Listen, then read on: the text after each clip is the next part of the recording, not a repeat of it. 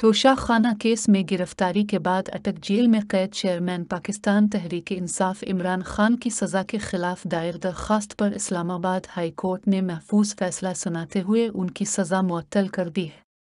Chief justice Islamabad high court justice Aamir Farooq ने मंगल के दिन इस केस का मुख्तसर फैसला सुनाया और साबिक वज़ीर आज़म को ज़मानत रहा करने का हुक्म भी दिया। अदालत ने आगाह किया कि तफसीली फैसला बाद में जारी किया जाएगा। इस्लामाबाद हाई कोर्ट से मिलने वाले इस रिलीफ के बावजूद ये वाज़ेह नहीं कि आया 22 दिन से अटक जेल में कैद चेयरमैन इमरान खान इस फैसले के नतीजे में फौरी तौर पर रहा हो सकेंगे या नहीं।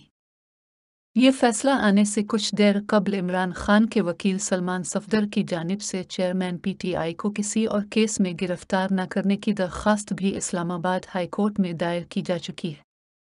ताहम इस्लामाबाद में ऑफिशियल सीक्रेट एक्ट के तहत बनाई जाने वाली खुसूसी अदालत के जज अबुल हसनात ज़ुल्करनैन की जानिब से अटक जेल के सुपरिटेंडेंट को हुक्म दिया गया है कि मुल्ज़िम इमरान खान को ऑफिशियल सीक्रेट एक्ट के तहत दर्ज मुकदमा में जुडिशल रिमांड में ज़ेर हिरासत रखा जाए।